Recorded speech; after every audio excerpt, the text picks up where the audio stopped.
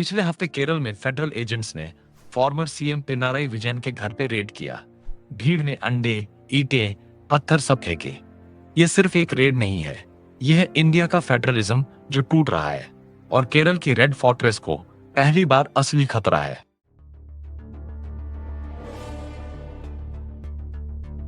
केरल की राजधानी तिरुवनंतपुरम, सुबह का वक्त। पूर्व मुख्यमंत्री पिनरई विजयन के घर के बाहर फेडरल एजेंट्स की गाड़ियां रुकती हैं। इन्फोर्समेंट डायरेक्टोरेट यानी ईडी की टीम रेड के लिए पहुंची है।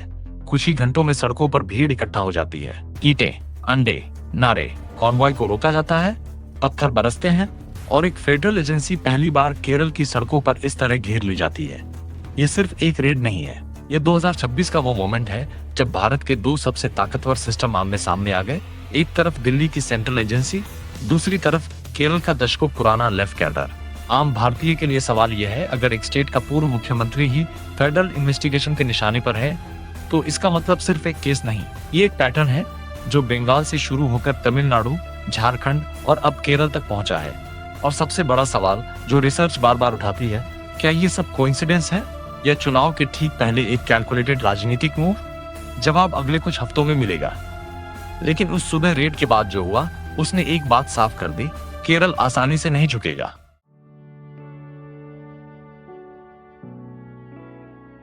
ईडी की कहानी कागजों पर शुरू होती है। हजारों पेजेस के फाइनेंशियल डॉक्यूमेंट्स, कॉन्ट्रैक्ट्स और कॉर्पोरेट डीलिंग्स। रिसर्च बताती है कि एजेंसी का फोकस गवर्नमेंट कॉन्ट्रैक्ट्स और कॉर्पोरेट ट्रांजैक्शंस पर है। लेकिन यहाँ एक कैच है, पब्लिक रिकॉर्ड में स्पेसिफिक्स अब भी बहुत लिमिटेड है। आधिकारिक तौर पर ईडी ने जो एलिगेशंस दर्ज की हैं, उनकी पूरी डिटेल अब तक सामने नहीं आई। जो एनालिस्ट इस केस को ट्रैक कर रहे हैं वो एक बात पर जोर देते हैं, ईडी ने अभी तक एक भी फॉर्मल चार्जशीट दाखिल नहीं की। सिर्फ रेड, सिर्फ समन, सिर्फ इंक्वायरी यानी इन्वेस्टिगेशन चल रही है, लेकिन कोर्ट में कुछ साबित नहीं हुआ। भारत में ईडी की यही स्टाइल पिछले कुछ सालों में बार बार देखी गई है। रेड पहले, एविडेंस बाद में। केरल का ऑपोजिशन इसे राजनीतिक वेंडेटा कहता है, बीजेपी इसे रूल ऑफ लॉ कहती है। लेकिन एक कॉमन भारतीय टैक्स पेयर के लिए असली सवाल अलग है।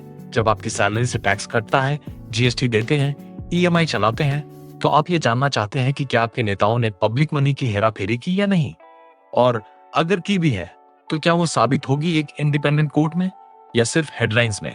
ये डिस्टिंक्शन क्रिटिकल है, क्योंकि अगर हर रेड एक राजनीतिक वेपन बन जाए तो असली करप्शन वहीं छुप जाती है जहां कोई इन्वेस्टिगेशन पहुंचती ही नहीं। कुछ एनालिस्ट कहते हैं कि सिलेक्टिव एनफोर्समेंट भारत की इंस्टीट्यूशनल क्रेडिबिलिटी को धीरे धीरे खा रहा है, और इस केस ने वो बहस फिर खोल दी है।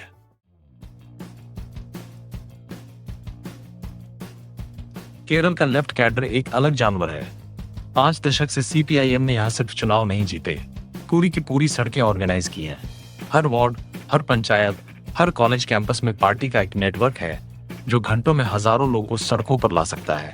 इसलिए जब ईडी की कॉन्वॉय तिरुवनंतपुरम पहुंची तो जवाब कोर्ट में नहीं, सड़क पर आया। ये एक कैलकुलेटेड प्ले थी। लेफ्ट की रणनीति बताती है कि लीगल लड़ाई धीमी होती है, हेडलाइंस धीमे आते हैं, लेकिन एक मॉब जो फेडरल एजेंट्स को घेर ले, वो एक ही दिन में पूरे देश का ध्यान खींच लेती है। यही केरल का प्लेबुक है, मास मोबिलाइजेशन, आइडियोलॉजिकल डिसिप्लिन और एक कैडर जो वोट देने से कहीं ज्यादा करता है। लेकिन इस प्लेबुक की एक कीमत भी है। जब पार्टी वायलेंस को टूल बनाती है तो रूल ऑफ लॉ कमजोर होता है, और यही चिंता रिसर्च बार बार उठाती है। आम केरलवासी के लिए ऐसी नया नहीं है। 1957 में जब ईएमएस नंबूदरीपाद की पहली कम्युनिस्ट सरकार बनी थी, तब से लेफ्ट की पहचान ही यही रही है, सड़क पर लड़ाई। लेकिन 2026 में स्थिति बदल चुकी है। अब सामने एक सेंट्रल एजेंसी है जो दिल्ली की पूरी बैकिंग के साथ आती है, और जिस पर ब्रेक लगाने वाला कोई स्टेट मशीनरी मौजूद नहीं है। ये टकराव सिर्फ राजनीतिक नहीं, स्ट्रक्चरल है, और इसका असर सिर्फ केरल तक नहीं रुकेगा।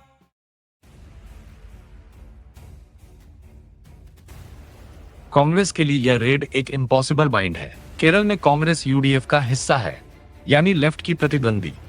लेकिन दिल्ली में कांग्रेस इंडिया ब्लॉक का हिस्सा है, जहां तमिलनाडु के मुख्यमंत्री स्टालिन, आप नेता केजरीवाल और बाकी सहयोगी ईडी की सिलेक्टिविटी के खिलाफ साथ खड़े हैं।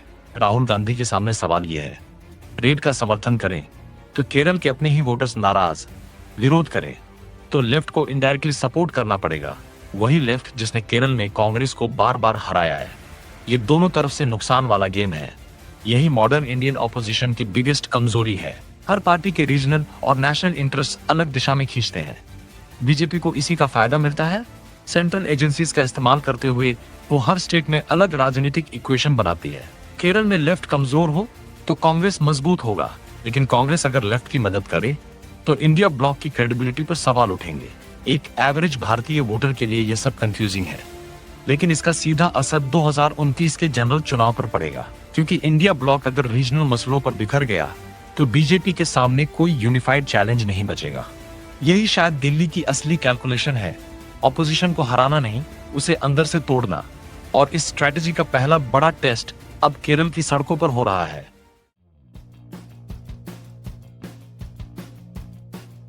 देखिए, ये नारंगी लाइन 2023 में स्कोर था 7.18, 2024 में 7.29 और 2025 में गिरकर 6.96।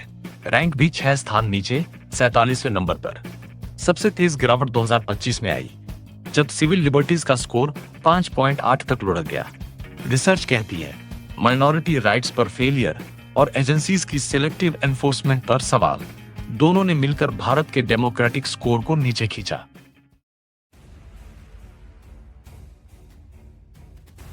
केरल असेंबली चुनाव 2026 यही असली बैटलफील्ड है। लेफ्ट फ्रंट ने 2021 में पहली बार कंसेक्यूटिव दूसरा टर्म जीता था, एक रिकॉर्ड जो केरल में बहुत बड़ा माना गया, क्योंकि यहाँ हर 5 साल में सरकार बदलने की परंपरा रही है। लेकिन अब रेड के बाद वो जीत का मोमेंटम खतरे में है। रिसर्च बताती है कि ईडी की टाइमिंग पर सबसे बड़ा सवाल यही है। चुनाव के ठीक पहले एनालिस्ट कहते हैं कि एजेंसी की कार्रवाई से विजयन की पर्सनल इमेज पर असर पड़ेगा और एलडीएफ के लिए यह नुकसान हो सकता है। लेकिन केरल का वोटर आसानी से नहीं हिलता। यहाँ राजनीतिक कॉन्शियसनेस बहुत गहरी है और हर बड़ी फेडरल कार्रवाई कभी कभी उल्टा भी पड़ जाती है।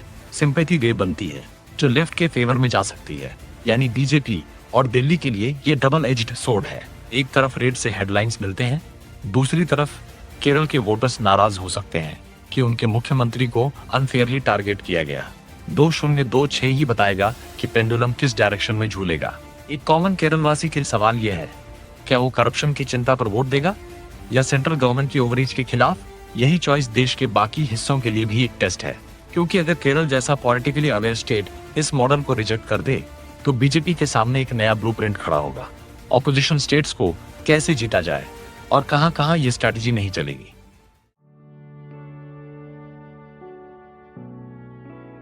तो आखिर में सवाल वही, दिल्ली को इस रेड से क्या मिला? शॉर्ट टर्म में हेडलाइंस, ऑपोजिशन की कमजोरी और केरल चुनाव का नैरेटिव, लेकिन लॉन्ग टर्म में एक रिस्क भी है, फेडरल आर्किटेक्चर की दरारें। भारत एक फेडरल देश है। संविधान ने जानबूझकर स्टेट्स को ऑटोनॉमी दी थी ताकि एक साइज फिट्स ऑल पॉलिसी पूरे देश पर जबरदस्ती न थोपी जाए। लेकिन जब हर ऑपोजिशन स्टेट, बंगाल, तमिलनाडु, झारखंड, अब केरल फेडरल इन्वेस्टिगेशंस के निशाने पर आ जाए तो वो बैलेंस टूटता है।